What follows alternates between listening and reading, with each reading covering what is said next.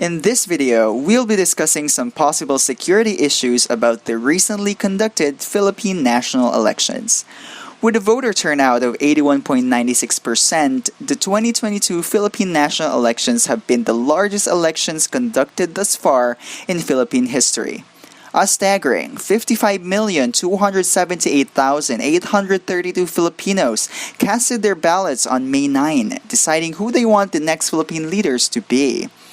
With that many people voting, it's only natural that the country would use technology to speed up the vote counting process. But with technology involved, along with it comes risks of security issues and fraud. But before we get into the details, let's first have a short discussion on how automated election systems, or AES, work. On election day, at its very core, the AES workflow looks kinda like this. First, voters feed their ballots in what we call vote counting machines, or VCMs. These machines perform optical scanning of the ballots and increment the vote counts for candidates with properly shaded ovals. These VCMs also store digital images of all scanned ballots and save them on SD cards, while the physical ballots go directly into the ballot boxes below the machine. Once the poll closes, the VCMs start transmitting the vote counts, also called the election returns, to the central server, transparency server, and the Municipal Board of Canvassers, also called the MBOC. Now that we know how automated election systems work, let's now discuss some possible information security issues associated with these systems and how they can affect your vote. Let's start off with what we call a denial of service attack, or most commonly known as DOS.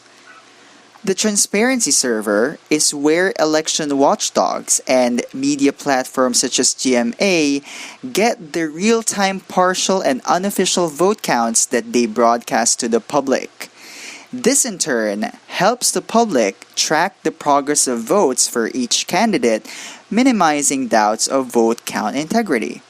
However, there is only one transparency server used by the Smartmatic AES.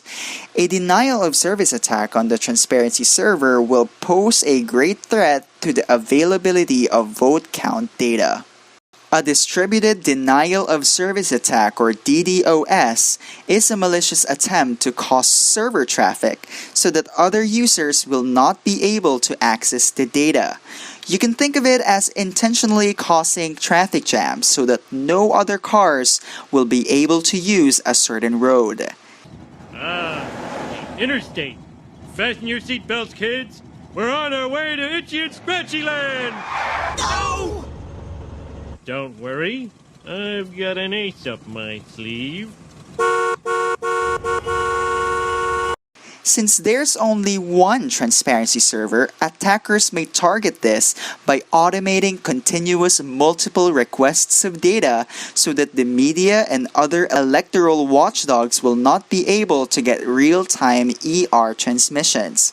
While this DDoS attack will not violate the election results integrity, unavailability of data for a certain period of time could cause panic to the public and the election watchdogs, which might lead to multiple election fraud allegations.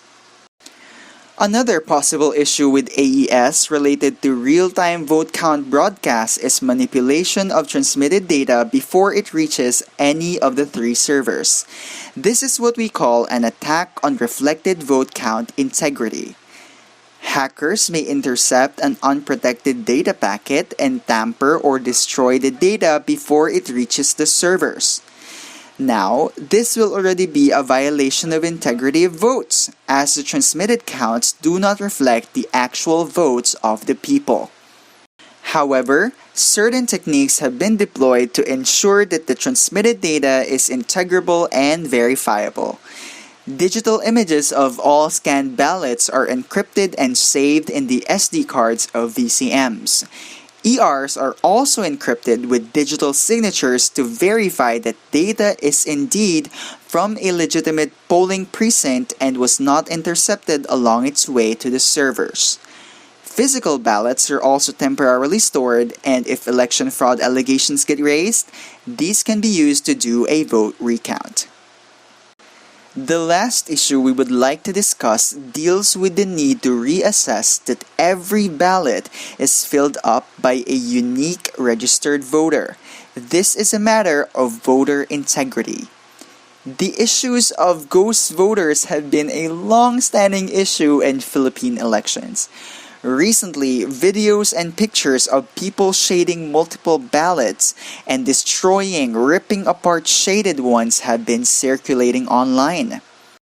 And while this threat is less on the technical side, this might be a good opportunity to reconsider giving ballots a unique, one-time identifier tied to a voter. Binding a permanent ballot identifier to a voter might raise issues of confidentiality, but it resolves the need for assessment of voter integrity. No more ghost voters, Philippines. We have discussed 3 information security issues with regards to the 2022 Philippine national elections. Note, however, that there are lots more risks to the elections that we have not discussed. Along these are corruption of SD cards after being written or before the data inside is transmitted to the central server, which is a threat to integrity.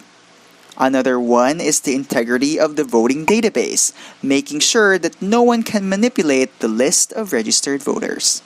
While technology does bring lots of innovation in the lives of men and elections, it does bring some risks with it too. Our advice is to continue to be watchful and protect your vote. Want to read more about security issues in the Philippine elections? Here are some of the references that we have used in creating this video. You can also head to the description box below to access the links to our sources. Happy reading!